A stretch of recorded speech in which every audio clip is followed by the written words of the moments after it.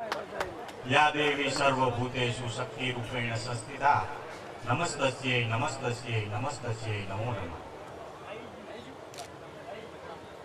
Mahakali charitable trust અને અણિયાળિયા પરિવાર દ્વારા આજે આપણે પ્રથમ સન્માન સમારોહ ઉજવીએ છીએ, ત્યારે મંચસ્થ મહેમાનો અને મારા પરિવારના ભાઈઓ બહેનો અને બાળકો, આજે મારે તમને વ્યસન વિશે વાત કરવી અને એક શિક્ષક છું, હું બાળકોની સાથે સંપર્કમાં રહી અને અભ્યાસ કરાવું. ખરેખર આપણને આપણા બાળકોને ગમતું નથી હોતું. આપણે વ્યસન કરતા હોય ને આપણા બાળકોને સહેજ પણ નથી ગમતું. જ્યારે હું બાળકોને કંઈક મૂલ્યલક્ષી શિક્ષણ આપતો હોય, ઘડતરની સાથે સાથે ગણતર જરૂરી છે, આપણને ખબર છે. બાળકોને હું શિક્ષણ આપતો હોય એનીમાં ક્યારેક વ્યસનનો મુદ્દો આવી જાય ત્યારે વાત કરતા હોય ને, ત્યારે બાળકો મારી પાસે રડેલા છે કે સાહેબ મારા પપ્પા વ્યસન કરે છે. એને આંખના ખૂણા ભીના થઈ ગયેલા હોય. બાળકો છે તમને નહીં કે, કારણ કે તમારો આદર કરે, પણ અમારી પાસે આવીને રજૂ કરે છે ત્યારે ખરેખર અમને દુઃખ.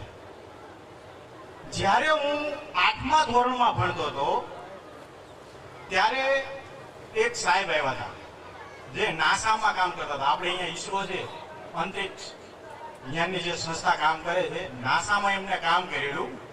અને એ સાહેબે એક વખત વક્તવ્યમાં કીધું હતું કે અત્યારે વિશ્વમાં સૌથી યુવાધન વધારે હોય ને એવો દેશ ભારત છે. અને ભારત દેશની અંદર આપણો સમાજ છે બહુ બોળો છે, તમને ખબર છે બરાબર, કે આપણી પાસે એટલું યુવાધન છે કે આપણે જે કામ પાર પાડવા હોય એ સહજતાથી પાર પાડી શકીએ. એટલે આંતરરાષ્ટ્રીય લેવલે ષડયંત્ર કરવામાં આવ્યું કે ભારત દેશના યુવાનને પાછો પાડવા માટે શું કરી શકાય. તો એ લોકોએ નક્કી કર્યું કે આમને વ્યસનમાં લગાડી દો. એ આર્થિક રીતે નબળો પડી જાય છે, સામાજિક રીતે નબળો પડી જાય છે, માનસિક રીતે નબળો પડી જાય છે, શારીરિક રીતે નબળો પડી જાય છે, કઈ નહીં કરી શકે. અને આપણે જોઈએ છીએ પંજાબની અંદર આર્મીમાં સૌથી વધારે યુવાન હોય તો પંજાબના હતા. એક શીખ ઉભો હોય ને એટલે 70,000 સૈનિકો બરાબર એનામાં શક્તિથી લડી શકતો હતો, પણ પંજાબ ખતમ થયું ડ્રગ્સના કારણે. તો એ રસ્તે અત્યારે આપણે જઈએ છીએ.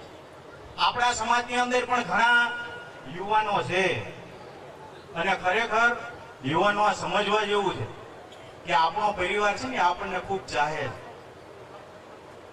તમને કઈ આ વિશે કઈ કહે છે નહીં, પણ જો તમને કંઈક થઈ ગયું ત્યારે તમારા પરિવારનું શું થશે આપણે વિચારવું છું.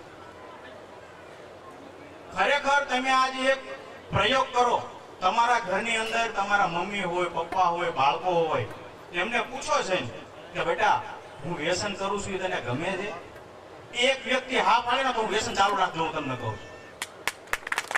એક વ્યક્તિ તમને એમ કે નાના પપ્પા બરાબર છે, આ વ્યસન છે તો હોવું જ જોઈએ, એવું કે તો ચાલુ રાખજો. નહીતર આપણા પરિવારની સામે જોઈ અને આની પાછળ પાછા પડી જાવ મિત્રો. આર્થિક રીતે નુકસાન. ખબર છે તમને કે એક માણસ દિવસના 5 માવા ખાય, 10 રૂપિયાનો માવો કોનો 50 રૂપિયા, 30 દિવસના 1500 રૂપિયા, એક વર્ષના 18,000 રૂપિયા થયા. હું 10 રૂપિયા ગણું છું, મને ખબર નથી કેટલા રૂપિયા થાય છે માવાના. અને પરિવારની અંદર આપણા પરિવાર, આપણા સમાજ સુધી ને આપણા પરિવાર સુધી આ દૂષણ આવી ગયું અમુક.